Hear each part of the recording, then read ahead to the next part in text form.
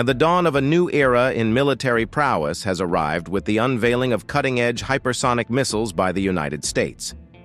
These next-generation weapons bring to the battlefield an extended operational reach, creating a formidable response to emerging threats.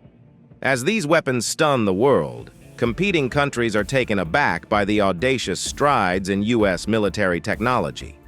With the nation standing at the forefront of this innovative technology, the collaborative efforts of defense industry leaders like Lockheed Martin propel the boundaries of what can be achieved. How do these advanced hypersonic missiles redefine the future of military operations?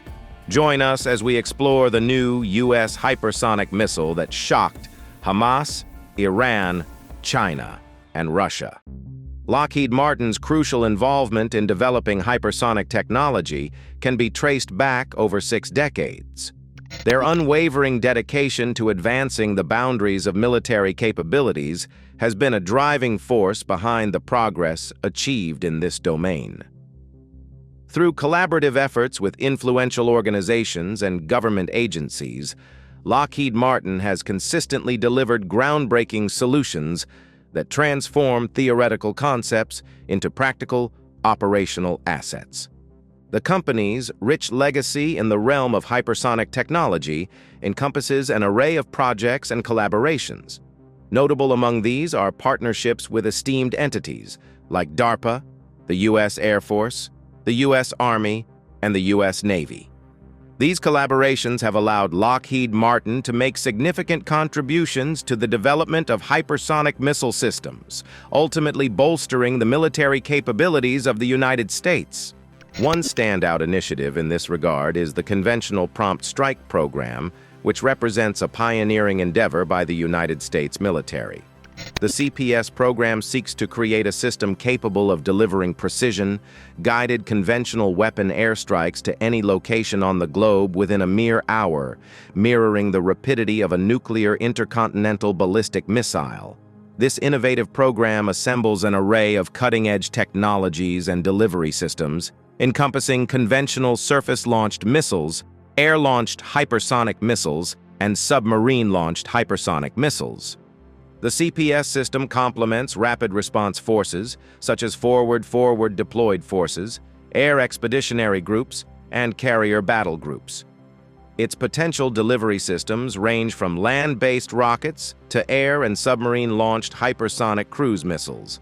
The pursuit of such capabilities is rooted in the need to respond swiftly to evolving threats and, in some scenarios, to replace the use of nuclear weapons against select targets. The complexity of the Prompt Global Strike program lies in the potential for adversaries to misinterpret conventional missile launches as nuclear threats. This ambiguity challenges achieving the program's objectives without triggering nuclear escalation. Efforts to address this challenge have included exploring low-trajectory missile designs and permitting Russian and Chinese inspections of CPS missile sites. The intricacies of achieving prompt global strike capabilities necessitate careful consideration and diplomacy to prevent unintended nuclear escalation. United States Secretary of Defense Robert Gates indicated in April 2010 that the United States already had a prompt global strike capability. This statement aligned with the signing of the New START disarmament treaty, which placed limits on the arsenals of ballistic missiles and their warheads. The treaty made no distinction between conventional and nuclear versions of weapons, emphasizing the importance of not exceeding the treaty's limits with CPS missiles and warheads. Significant milestones have marked the development of hypersonic glide vehicle technology.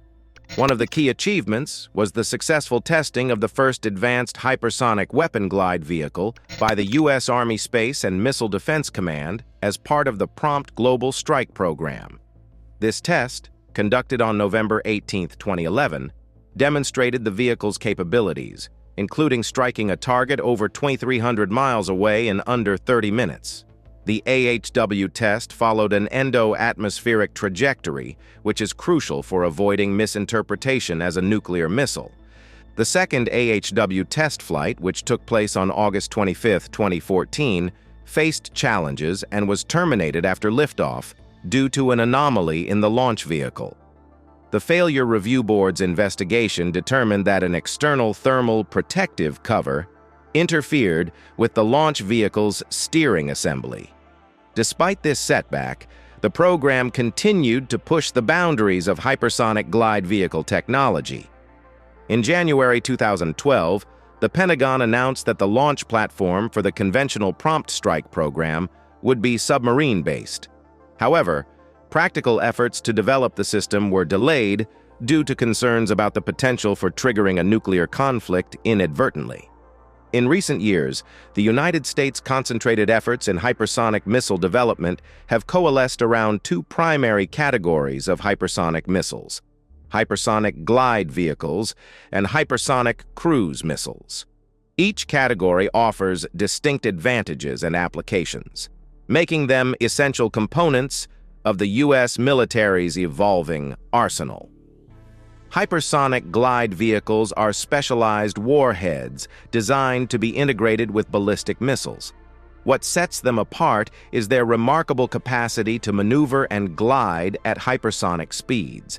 This maneuverability allows them to significantly alter their trajectory after launch, rendering them exceptionally unpredictable compared to conventional ballistic missiles. HGVs have become indispensable assets in modern warfare, providing the ability to outmaneuver adversarial forces and execute precision strikes with unmatched effectiveness. A few notable HGVs have emerged, including the Long-Range Hypersonic Weapon, Operational Fires, OP-Fires, and the Hypersonic Attack Cruise Missile. These cutting-edge missiles are designed to meet specific military needs, such as extended range, versatility, and tactical flexibility. The Long-Range Hypersonic Weapon represents a remarkable development in hypersonic technology. Designed for deployment by the United States Army, the LRHW is a medium-range surface-to-surface hypersonic missile. In addition to its deployment by the Army, the United States Navy plans to adopt a ship or submarine-launched variant under the Intermediate-Range Conventional Prompt Strike program. The LRHW's innovative design features a large rocket booster with an unpowered common hypersonic glide body, known as CHGB, within its nose cone. When the booster reaches a significant altitude and speed, the CHGB is released, beginning a hypersonic glide toward its intended target.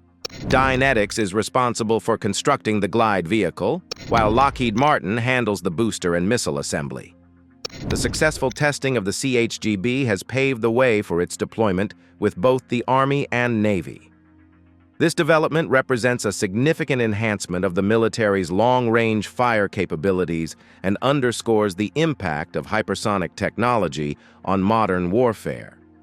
Developing the Common Hypersonic Glide Body for the LRHW builds on prior innovations in hypersonic technology.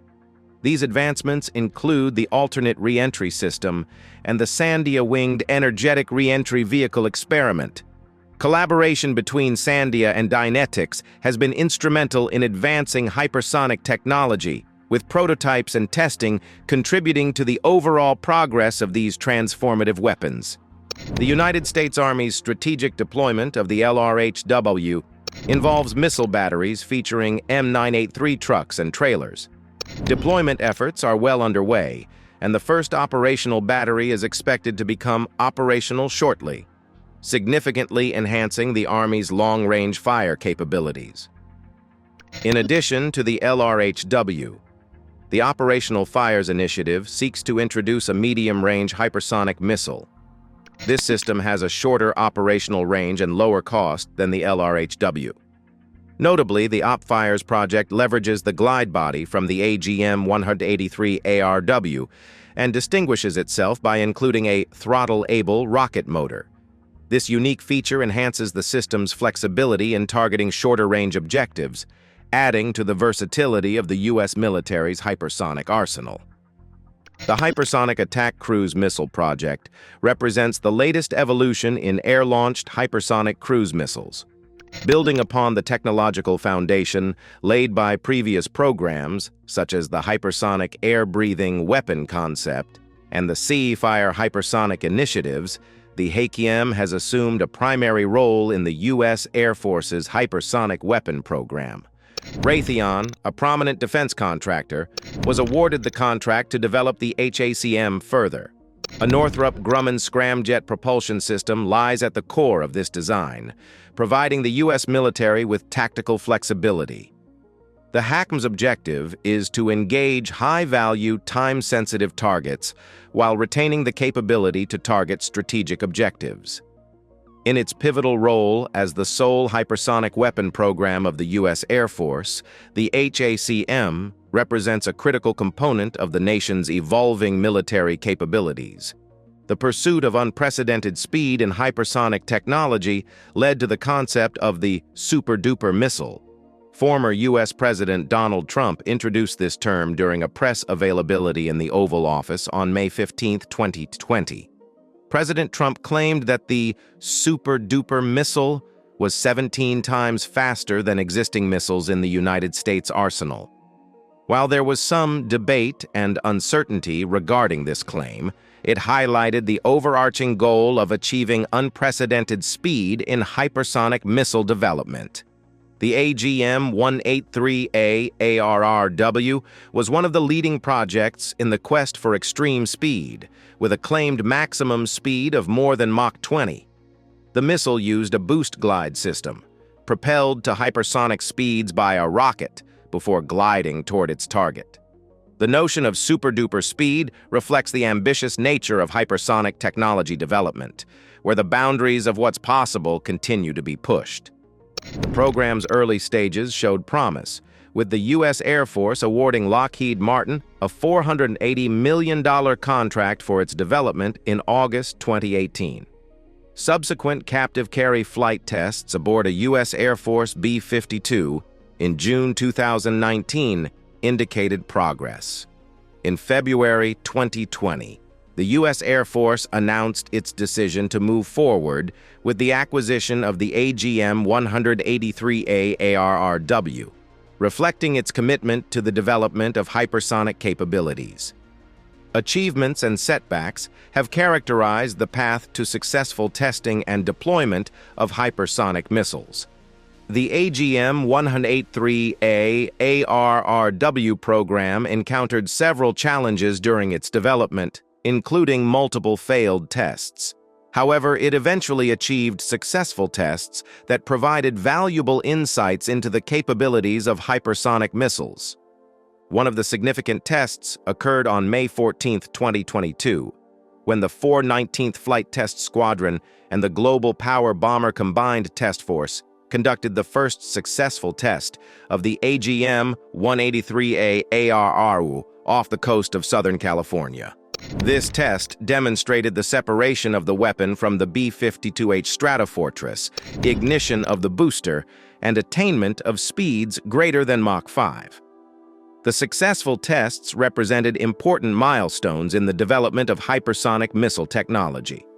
The U.S. Air Force conducted another successful test of the AGM-183A ARRW on July 12, 2022, further validating the missile's capabilities. These achievements marked progress in the pursuit of hypersonic speed and precision targeting. The USAF completed the first all-up round test on a December 9, 2022, involving both the booster and hypersonic glide vehicle. This test, conducted by the USAF 412th Test Wing using a B-52H Stratofortress, represented a significant step forward in the AGM-183A ARRW's development. However, not all tests have been successful, as exemplified by the failed test in March 2023, which underscored the challenges and complexities associated with hypersonic technology. On August 19, 2023, the U.S. Air Force conducted another test of the ARRW, noting that it had gained valuable new insights into the capabilities of the weapon. This ongoing research and development process reflects our commitment to advancing hypersonic missile technology. The U.S. Navy has taken significant steps to arm its Zumwalt-class guided missile destroyers with hypersonic missiles. This development underscores the rapid advancement of this technology, Each of the 3 Zumwalt-class destroyers will have the capability to field up to a dozen hypersonic missiles. The first ship is expected to be ready for testing, according to Vice Adm. Johnny Wolf, the head of the Navy's Strategic Systems Programs. Integrating hypersonic missiles onto these destroyers follows a 2017 choice to designate the Zumwalt-class vessels as blue water combatants, making them an ideal platform for these advanced weapons. The plan involves replacing the 155mm gun mounts on these destroyers with 87-inch missile tubes. Each tube can house multiple missiles, and previous studies have determined that 3 common hypersonic glide bodies with their boosters can fit in each tube. This configuration enables each Zumwalt destroyer to carry up to 12 hypersonic missiles. USS Zumwalt has begun a modernization period to install the missile tubes, with USS Michael Mansour following suit. The third ship of the class, Lyndon B. Johnson, which is currently at Ingalls, may also undergo the installation of hypersonic missiles as part of its combat system activation period. In parallel with the Pentagon's endeavors to advance hypersonic technology, several other nations, including China, have embarked on hypersonic missile development programs. Notably, the People's Liberation Army of China has been actively engaged in creating its long-range hypersonic missile known as the DF-ZF, Rocket-Boosted Hypersonic Glide Vehicle. This project, previously designated by the Pentagon as WU-14, officially became operational on October 1, 2019, commemorating the 70th anniversary of the People's Republic of China. The DF-ZF is designed to be integrated with a DF-17, a specific type of ballistic missile that has been tailor-made for carrying hypersonic glide vehicles. Over the years, China has conducted multiple flight tests of the DF-ZF, previously known as the WU-14. These tests occurred on various dates, including January 9th, August 7th, and December 2nd, 2014, June 7th, November 27th, 2015, April 2016, and twice in November 2017. By 2019, this hypersonic system had reached operational status. The capabilities of the DF-ZF are notable, with speeds expected to range between Mach 5 and Mach 10. This versatile glider can be employed for multiple purposes, including nuclear weapons delivery and precision strike conventional missions. The latter could be used for advanced anti-ship ballistic missiles, which can penetrate the layered air defenses of a U.S. carrier strike group.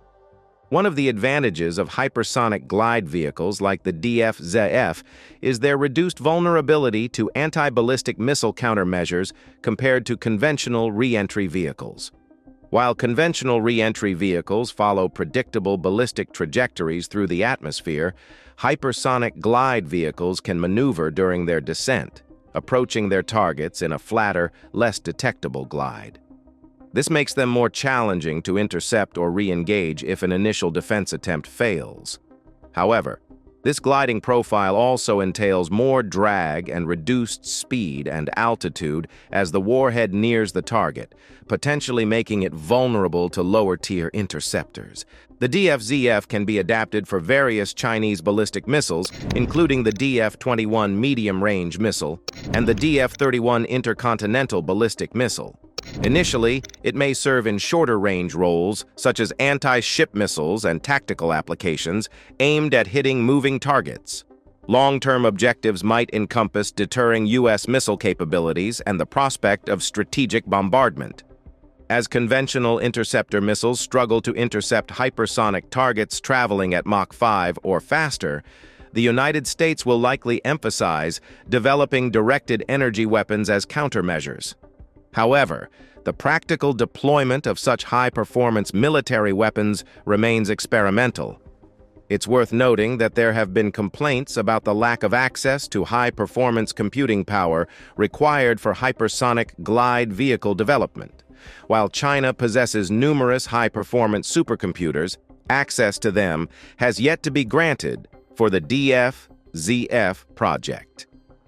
In Russia, Significant advancements have been made in response to the pursuit of hypersonic capabilities.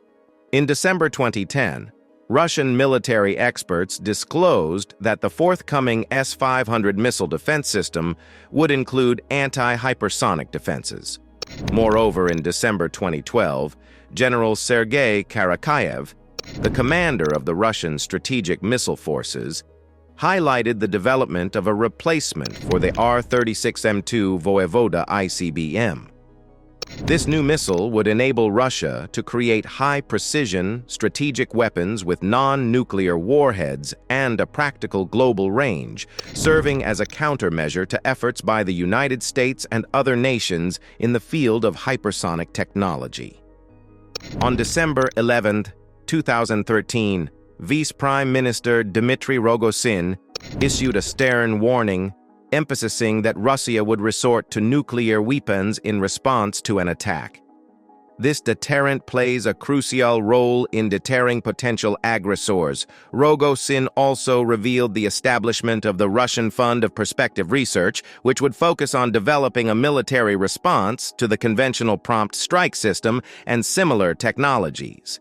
In September 2014, Russian President Vladimir Putin identified the CPS program as a new threat to Russia, alongside other systems such as the U.S. ground-based mid-course defense system in Alaska, the Aegis ballistic missile defense system in Europe, and increased NATO activity in Eastern Europe.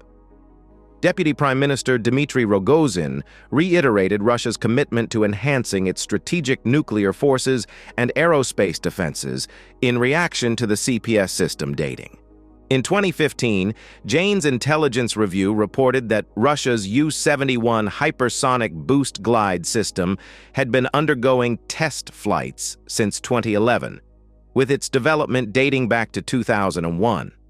In October 2015, during a non-proliferation conference in New York, Mikhail Ivanovich Ulyanov of the Russian Foreign Ministry's Department of Non-Proliferation, Disarmament, and Arms Control criticized the U.S. for its global missile defense system, which he believed disrupted global strategic stability and hindered arms reduction efforts.